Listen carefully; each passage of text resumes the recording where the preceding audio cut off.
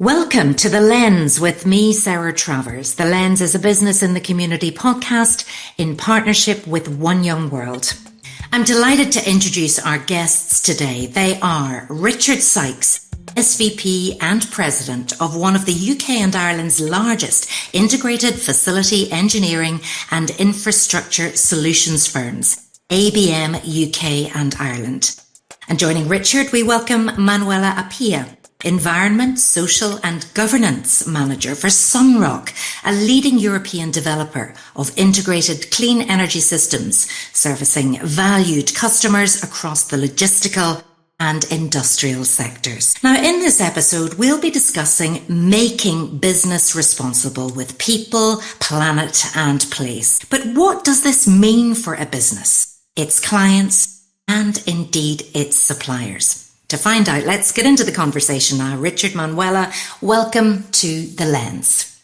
And I'm excited to hear your views on responsible leadership and how you believe every business should be pushing the ESG agenda at a time, I suppose, globally when that is very much threatened. So Richard, if we could start with you, I'd love if you could tell our listeners a little bit about yourself and how you've come to be in your role at ABM. And you might as well just explain what ABM does. Of course, and Sarah, thank you for having me today. If you look back at my career, I was fortunate enough to be sponsored actually doing my degree of quantity surveying at Kingston University by a company called Taylor Woodrow, who's now Taylor Wimpey, a large house builder. And I went from a graduate to main board with them. And I made the mistake actually of asking our then chief executive whether or not he would invest further in the business I was in or sell it. And he came back to me the next day and said, "Sell it, Richard." So that was my first mistake in a senior position probably. And since then, I moved on to a company called Carillion, who famously collapsed and went into liquidation in Jan 18. I wasn't at fault for that. I left some years earlier in 2012. And I ran, from 2012, I ran ISS's UK and Ireland business before running Western Europe. And then I ran Northern Europe after that and then assumed a transformation role. But my career really has always been around services and people-centric industries. And that's what drew me today to ABM, where I am now. ABM is about people, it's about places, and it's the experience we create when those two really come together. Imagine you fly into an airport. It's probably ABM that cleaned the plane. It'll be ABM that are probably guiding you from the airport. It'll be ABM that's selling you duty free. It'll be ABM that are keeping the lights on, keeping the air conditioning going. And then you get on a tube journey. It'll be ABM that are keeping you safe on that tube journey, cleaning, keeping the lights going. And then you arrive at your destination and say your place of work. It'll probably be our security guard on the door, our guest experience people at reception. We'll probably be doing the cleaning of the offices, and we're making your day comfortable again with the lighting and the air conditioning in that office. So a whole range of a hidden economy that goes into facilities management. It really is a hidden economy, facilities management. Who knew? And you're behind the scenes. Okay, Richard, I will be coming back to you, but Manuella, you're joining us from the Netherlands today, but tell us a little bit about your background and what you do at work.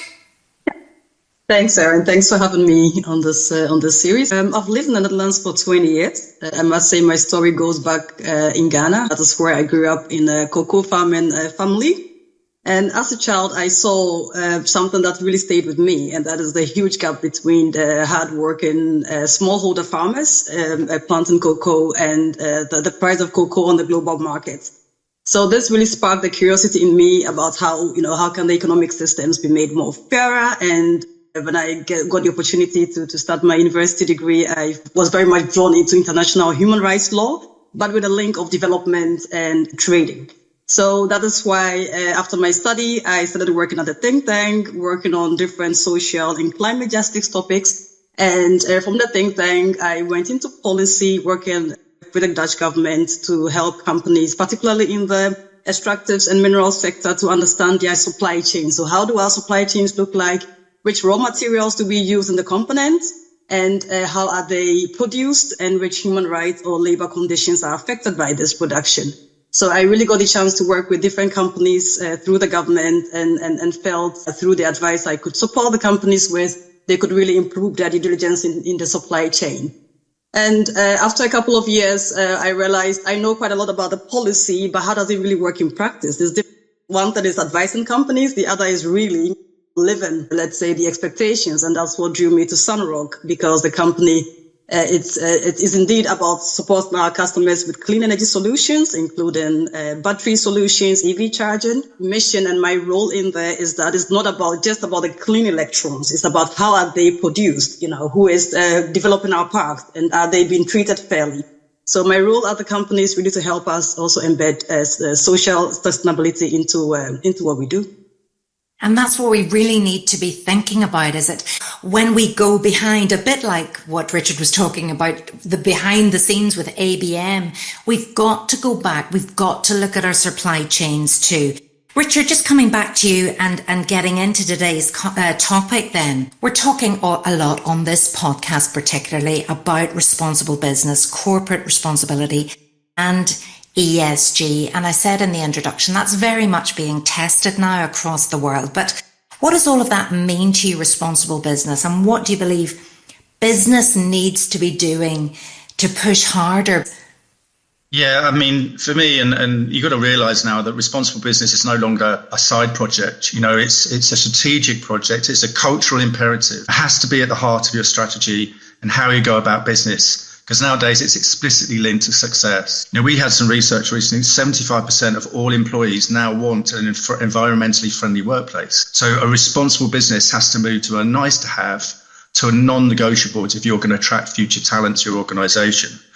And for us, there's a great deal involved. It includes continually investing in technology that can help you run buildings more efficiently from an energy perspective, ensure you have social value programs in place that benefit the communities we serve and the people that work with us and for us, and ensuring that our suppliers have strong responsible business practices in place as well, so that it goes right through the value chain. But on a daily basis, business needs to ask themselves, how do we keep creating a positive impact for people, the planet and the communities we serve? Because it needs to be part of your culture and it needs to be part of your company's DNA. And Manuella, I know you've said there you live and breathe ESG, and you've been in both policy and then you're actually out there doing the work now. We'd love to hear your thoughts on this too. Yeah. So for me, ESG or sustainability, and of course a lot of acronyms that go with the work we do, it's not about a checklist. It's really a mindset, and for us, it's also about becoming better, because you are never there, right? It's about continuous improvement. It's about knowing how is my business affecting people.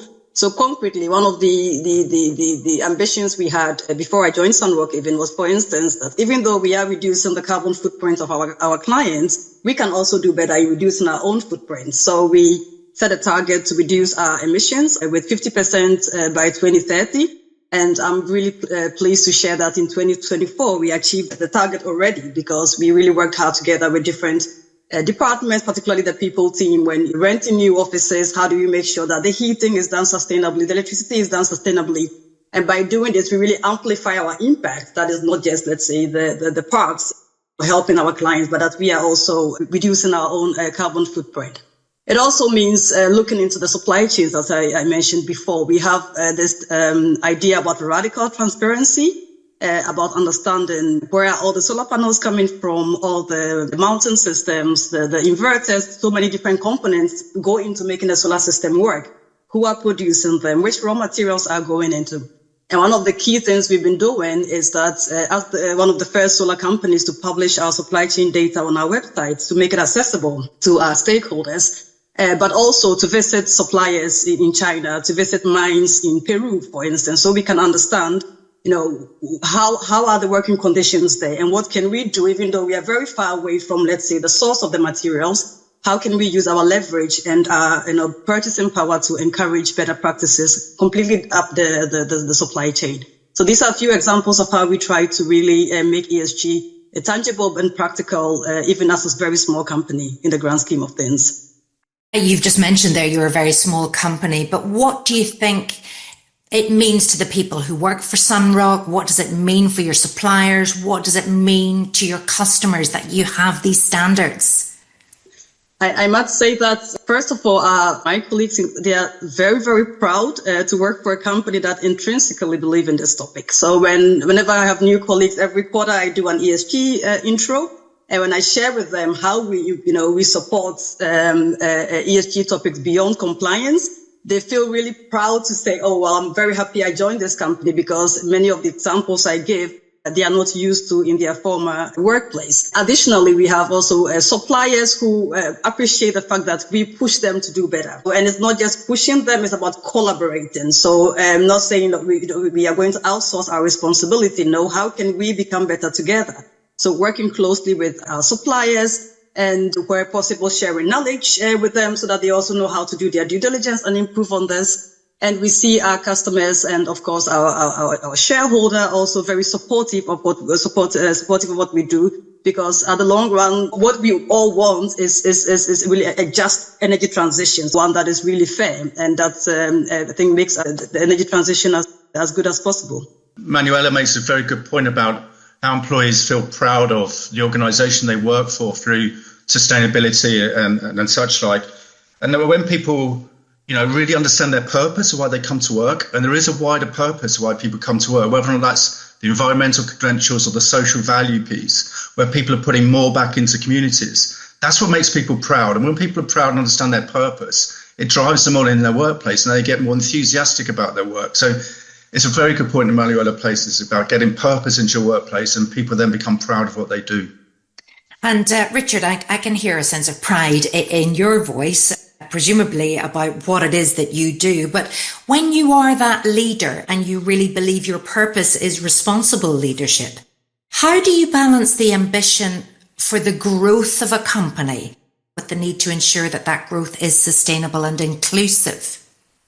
Yeah, I don't see it as a balance. I see it more as alignment. So for me, responsible, sustainable growth is a growth strategy. Not only is it morally and ethically the right thing to do, I believe, but additionally, on top of that, our customers in the UK and Ireland demanding it. A larger and larger proportion of our tender scores are now all scored around corporate responsibility. And our role as a trusted partner is not only to help our customers be successful around their sustainability targets as well as our own. So there's a double-edged coin. We are the behind the scenes of most organizations, so we're impacting their environmental and sustainability targets. So we have to be a vital part of it. And for us as a business, we've invested a lot recently, our teams, both with specialists to help us, but also generally across the wider workforce to understand all the ESG credentials we have, the environmental sustainability, the social value piece that we have. And the bit I'm really proud about is the social value, really. And you can get measured either through a national themes, outcomes and measures social value portal, or you can use the BITC guide, which also has a social value measure. And the important thing is that you do measure it. So when you're thinking about success and you're thinking about the growth and sustainability and inclusive growth, measure through those portals. Actually measuring it and having an outcome really helps keep your focus on it to make sure that you do grow in the right way. Yeah, so measurement is so important, and it was interesting there to hear your perspective in terms of, winning those tender scores with CSR.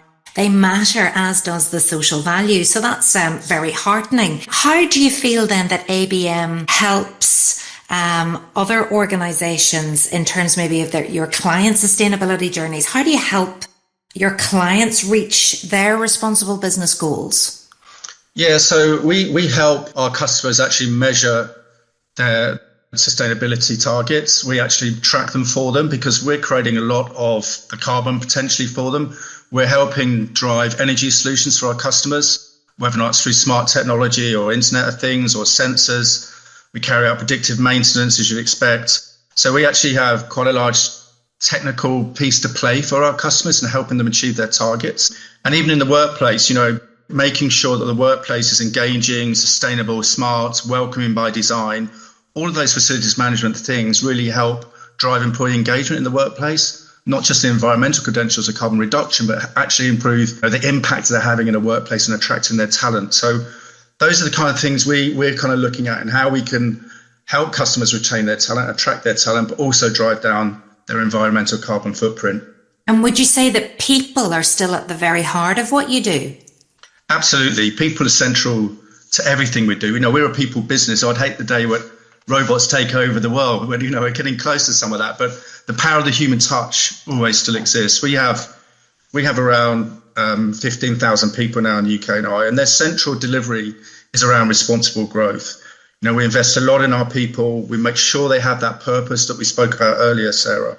And it's really about the social value for me is putting something back into the communities we work in. Because we're working in communities all around the UK and Ireland.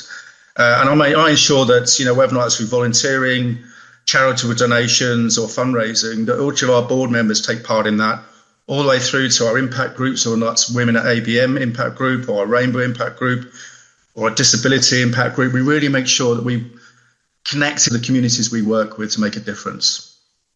Manuela?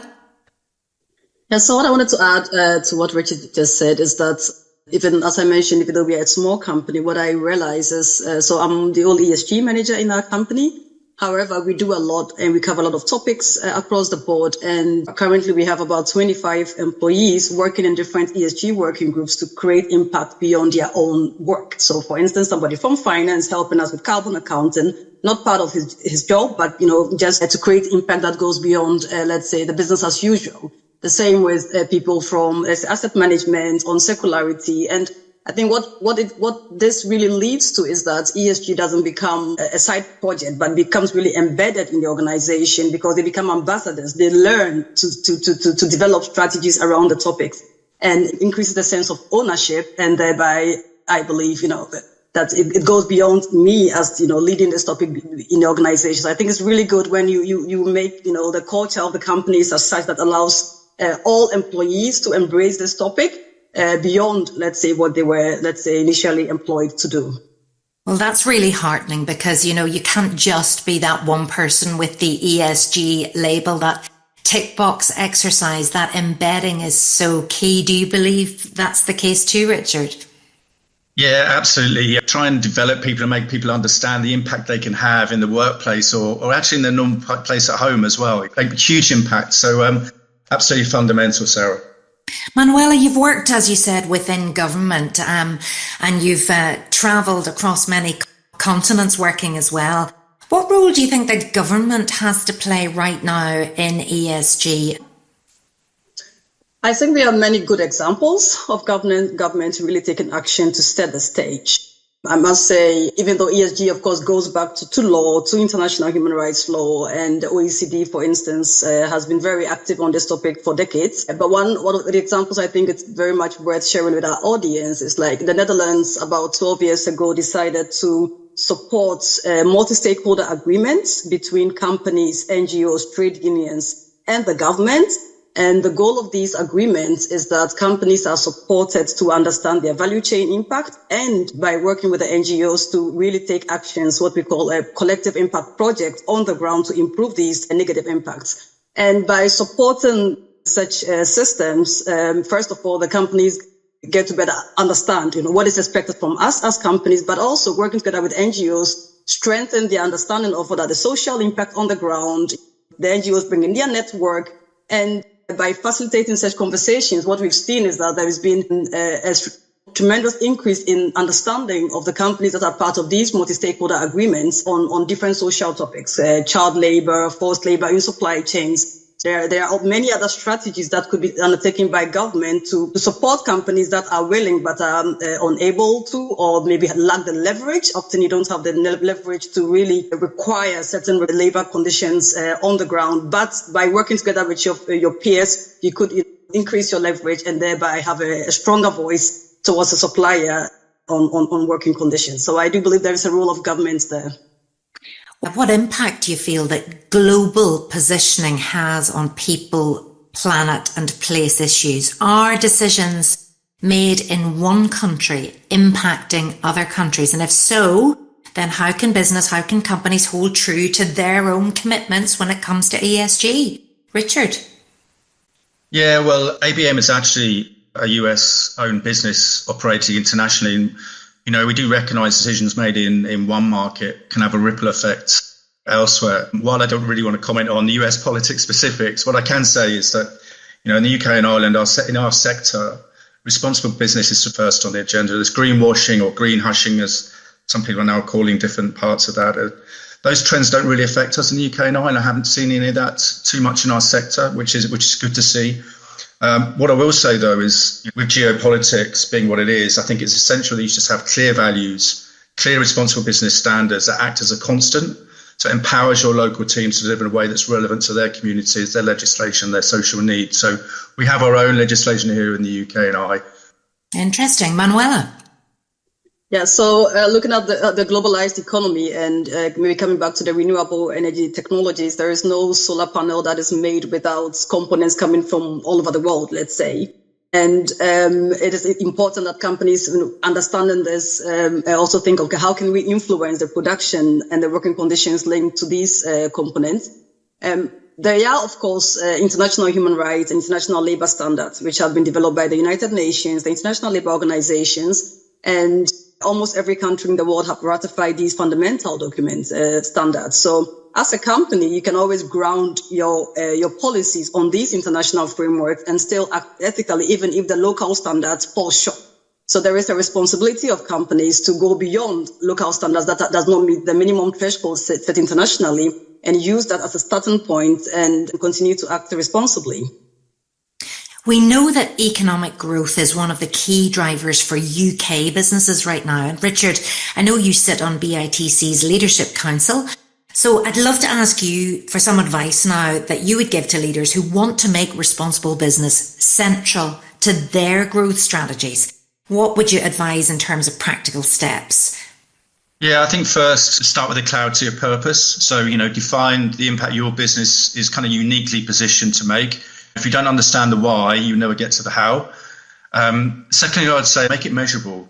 Use the frameworks like the BITC Responsible Business Tracker or the National Social Value Portal to set your targets and hold yourself accountable. That's key. And then third, I would say invest in your people, right? This bit we mentioned earlier about culture, skills, inclusion, well-being. They're the real engines of resilience and long-term performance. And probably the final thing I would add, Sarah, is stay curious and humble. I think responsible leadership is a learning journey. It's not a badge of honour. It's continual improvement and continuous learning going forwards. I know, Richard, you did say in your introduction that you've kind of been tested at times earlier on in your career with, I don't want to say the word failure because I don't like the word failure, but things not going perhaps on the trajectory that you thought they would be on. So that's, a real test of resilience. And that's the thing with companies and with people. It can be a real test of resilience. Have you any advice there in terms of your own personal experience? Yeah, I think, I always try and spend as much time with our frontline colleagues as possible, because I think listening on the ground is where you understand where things are really working, really not, both from a social value and environmental perspective. And we just recently finished a roadshow going around the country, talking to as many people, aligning ourselves around the challenges we have, what we could do better, how can we improve our approach to the market, is our strategy working? And then on the back of that, I can see that in my experience, we've had to invest a lot more in green skills and inclusive development, because the skills and confidence and progression, that's what changes lives. And also, probably for me, we need to accelerate our corporate responsibility targets. We need to move from certain pilots to scale those faster and get more ambition so that we can turn into a meaningful delivery around ESG. Great words there. And I love the fact that you keep coming back to that alignment and investment, accelerate, do better. Manuela, what do you think?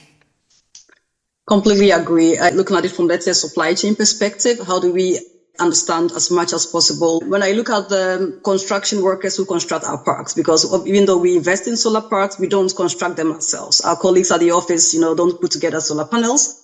We have migrant workers coming mostly from Eastern Europe that construct the parks. And one of the things I felt was very important when I joined the company is, do we understand their working conditions? Because they are usually subcontracted workers. And we would like them to be treated as fairly as we are treated by SUNROCK. So we started looking into conducting assessments and talking to them, trying to understand, what are the working conditions, their housing conditions. And it's very important to me, as Richard said, really go into the frontline employees, because they are the ones making our business possible at the long run.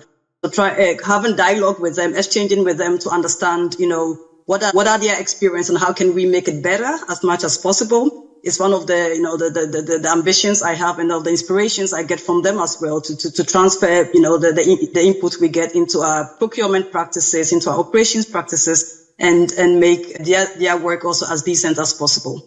Yeah, and always questioning your policies and could we be doing better? I'm hearing that from both of you. At this point in the podcast, I'd love to know if you have any questions you'd like to ask each other. Manuela, have you a question for Richard? Yeah, I had two questions, if I may, Richard. Yeah, well, I was looking on your website, and I really believe, and I saw you are quite a diverse company. Diversity, equity, and inclusion is really an important topic to me personally as well.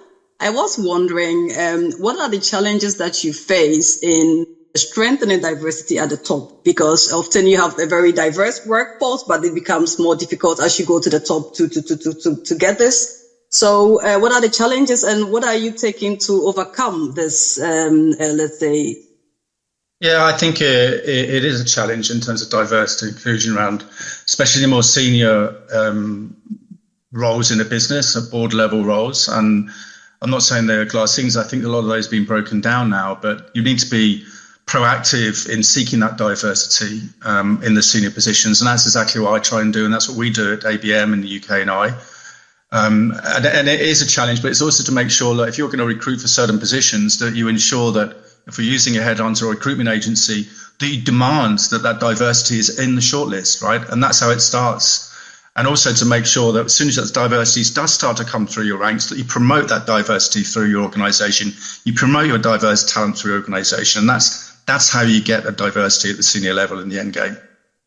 Well, I was thinking, Richard, if you could go back to your younger self during your university days, which topic on responsible business or course would you have followed in retrospect?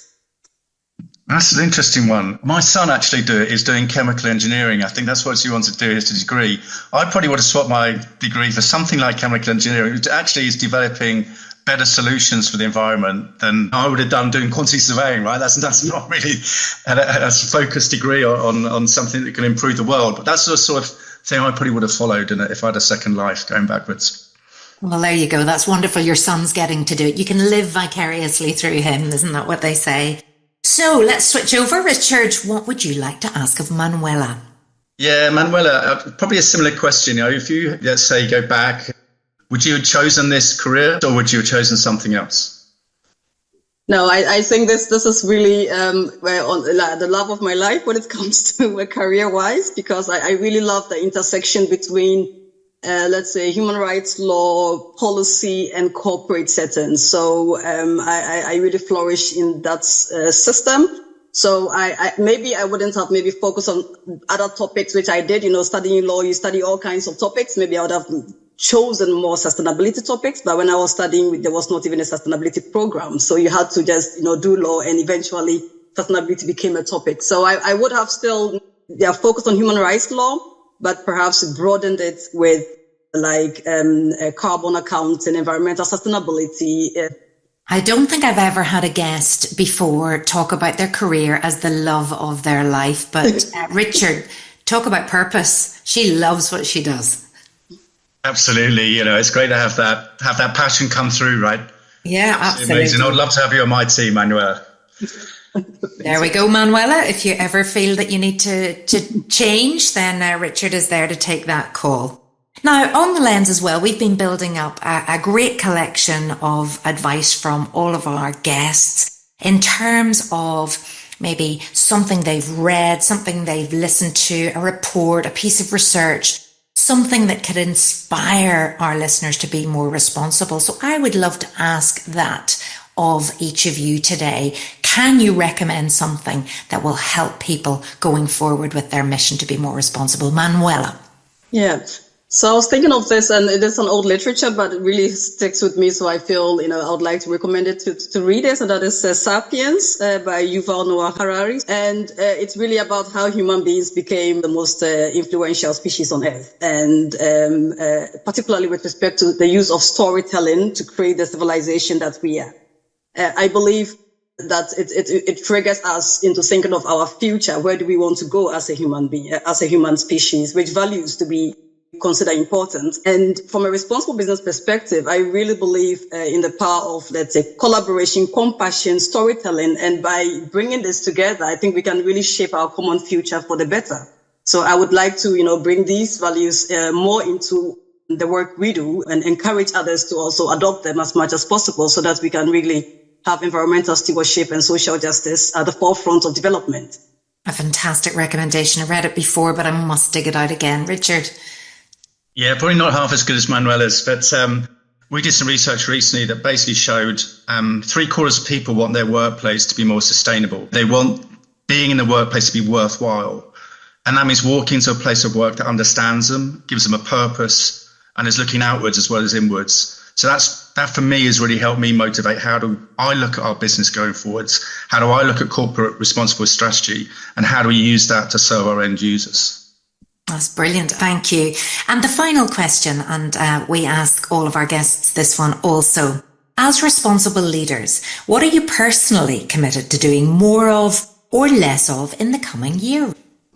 Yeah, I think for me, again, continue to spend time on my front line, on the ground, understanding what we're doing and what impact we're having, investing more in our green skills and our inclusive development, and also accelerating our corporate responsibility targets. I think it's too easy to put a time frame way down the road, and it's really time to accelerate that now. People start talking about 2040, 2050. Why not talking about 2030? What are we doing by 2035? And really trying to accelerate our ESG credentials going forwards.